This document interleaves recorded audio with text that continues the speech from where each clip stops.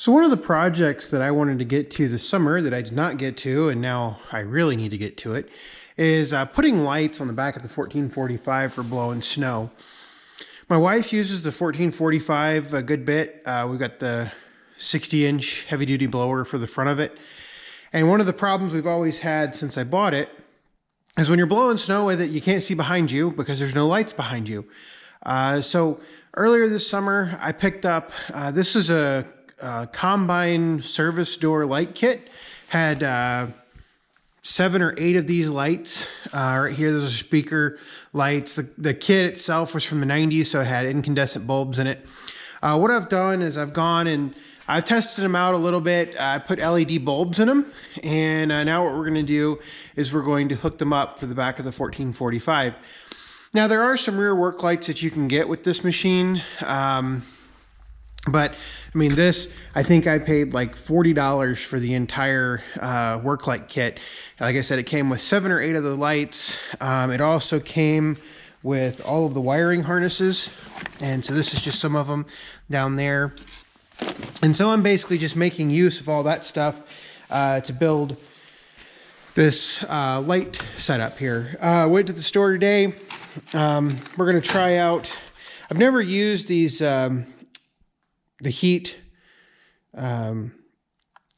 butt splices before, the ones with the heat, basically the heat shrink already on them. So we're going to try those out. Got a blade. I didn't have a fuse holder, so I got a fuse holder, and then got a switch for this because the switches that they came with, I really didn't like. I mean, they're fine, but they really don't fit the machine. Got washers from me doing some test fits last night. But I don't know, I just really don't like how those switches would work and how they would look with the rest of the machine. Clearly if I wanted to, I could, just stick a bunch of switches everywhere because that's what everybody does. But I want it to look somewhat appropriate. So what I'm going to use, I'm actually going to use this pre-cut hole right here, right behind the PTO. And let me get this switch out of the box here. Whoops, sorry about the camera.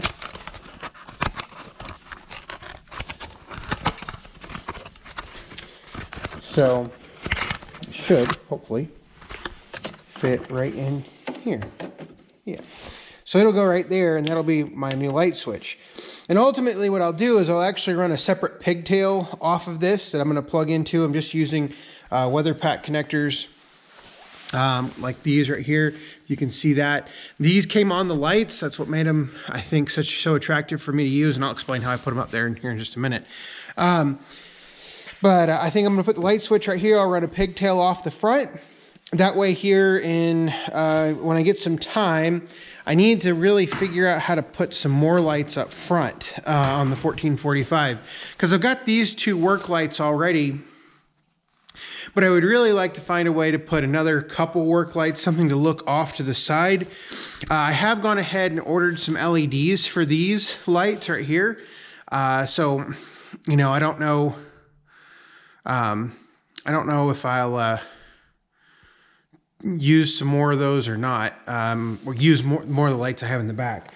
One thought I did have, if I step up on the deck here, I've got this bar up here for the beacon. And so I've thought about potentially using this bar and mounting something on here to mount lights to. But at the same time, when I'm mowing in the summer, the beacon hits an awful lot of stuff in terms of lights and whatnot. So I don't know if I want to put anything higher up on the cab. In fact, I've thought about just completely doing away with the beacon itself. Now, fully realizing that I could, if I wanted to, I could probably drill into this post right here. I mean, this is a ROPS cab, but at the same time, even though it's a ROPS cab, you got your main support back there. So I don't necessarily know if that this support up here supports anything. But that's just got some decisions to make there, depending on what I want to do. I have thought about potentially putting some. I was wandering around stores today thinking about ideas, and I thought actually about putting some lights underneath the front here so you can see the back of the blower, see if drive safe spinnings, things like that. So anyway, let me get everything set up here now that I know I did some exploration last night. That's what kind of took me a little bit longer. That's why I didn't do a start video. I wanted to make sure I could put these things somewhere. So what I did, there were actually just 2 holes in the back of the cab that already existed, so I didn't have to drill anything. And so what I did is I just went ahead and took these connectors off and then just route the wires through and then put the connectors back on. If anybody doesn't have a pack of the weather, I got these from Eastwood, but the weather tight connectors, the crimping kit and stuff, it's just really nice to have. Oh, now that I've locked it. Nope, I had it unlocked. Open. This is just really nice to have, you know, for doing stuff. And basically what you're going to be using to undo them, you'll use that tool right there. So let me get everything set up. We got about 2 inches of snow today, so that's always good. And so we'll be blowing snow before we know it. So let me get set up, get everything wired up, and we'll go from there. All right, so I have everything set up, and what I'm going to do is, what I like to do when I set these electrical systems up is I really like to test them before I even start putting wires in, things like that, just to see if they'll work. Oftentimes I'll do this on the bench. I keep little alligator clips and stuff like that around just so I can connect stuff up to make sure that how I want to run it's going to work. There's not going to be any problems, things like that. So what I've got here is I've got down in the battery, I've got one supply from the ground going to the wiring harness, that's the red wire right there.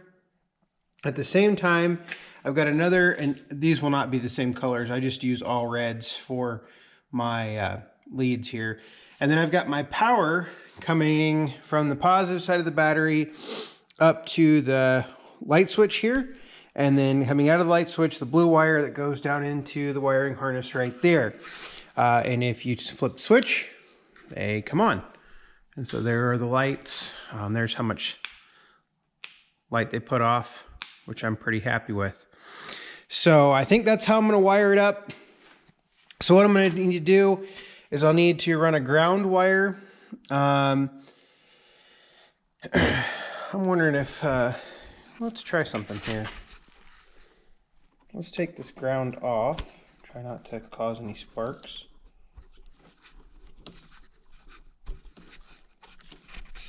Hold the camera with this hand in.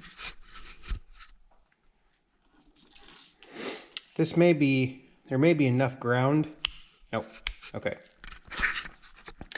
So what I'll have to do is I'll have to run a ground to the wiring harness here, and I'll have to run a positive to the switch here.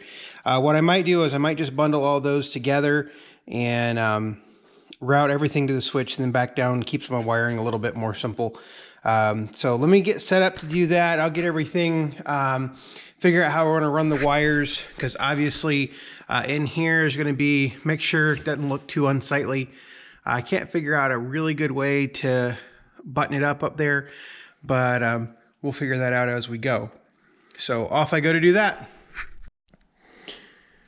Better part of 3 hours later, and I think we are good to go. So let's see here, if we press our button, does it work? Look at that. I think that will do very nicely. So what did I do? When I do electrical work, it takes me, like I said, this is, it's now a little after midnight. I started about 9 o'clock. So all total 3 hours to do this, which I don't think is half bad for what it is. I worked on it, and then I think I planned for about 2 hours previous night. So, you know, a little five and a half hours, something like that into this little project. But I think well worth it in the end. So what we do is we have on either side of our cab here, we've got our wires coming down What I ended up doing, because I didn't like any of the ways, let me get my light down here. I didn't like any of the ways that it came through this this wire right here, even though it's protected. I didn't like how it was close to the fuel system. I just didn't like any of the routing that I had, options that I have over there. So what I did is I brought the wire across here and then basically just teed it into a larger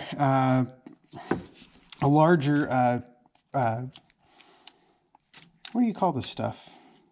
Protectant, basically. So the wires are a little bit better protected. There's 4 wires in the middle of this. I went ahead and spliced them together. So what happened is we have, coming over here to the side, there are this tube right here. Somewhere right in here, there are 2 splices that combine the 2 grounds and the 2 positives into one. And then right here, this is a little bit of a mess. I think I want to clean this up some.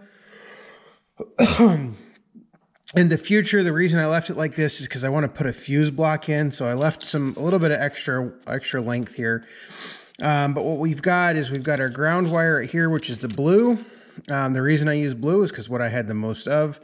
And the colors don't necessarily match on this machine to start with. So this is where it's spliced into the ground coming from the battery. I did opt to splice this instead of just run it straight to the battery, mostly because it made my life a little easier in terms of running the wires and everything. So the ground and the positive come from the battery right here. Thought I had to sneeze there for a minute. And so I've got all this zip tied in here, and then our positive from the battery comes into this fuse. It's just a 10 amp fuse, which that goes up into our switch right here. And so that is switch, press it on, looks OEM, and it, I think, looks pretty good overall. So now what we're going to do is I'm going to go ahead and order, I think I said this in the beginning of the video, I'm going to order a set of lights for the front, and we will go from there. All in all, I think, I didn't show you in here. So right here is the cable coming from the battery. I opted just to protect this up until the positive. So the positive hooks in here, and then the ground comes around. I opted just to run one to the battery ground instead of the engine ground. Should be fine. But I think I'm going to call it a night. If you have questions, comments, leave them below. This is a fun, not necessarily quick, because it took me almost, well, five and a half hours. But I think in the end it will very much benefit the ability of the 1445 to work at night. And I think it looks pretty close to OEM as you can get without really going to town. Good electrical work, takes a while. I do want to come in here and fix, this is the fan power cord right there. I do want to come in and fix that in the future. I just, you got to have the time to do it. So I think it's important to have all the wires protected. Use lots of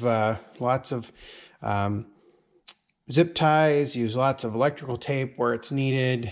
Make sure all of your connections, like all of my connections here, they're all in weather packs. And then all of my connections down here are I either use heat shrink connections, or the connections on the switch are regular blade type, but they're protected with heat shrink. So overall, really happy with how this turned out, and I think it will make a really good addition to the 1445 as we go forward. So thanks for watching.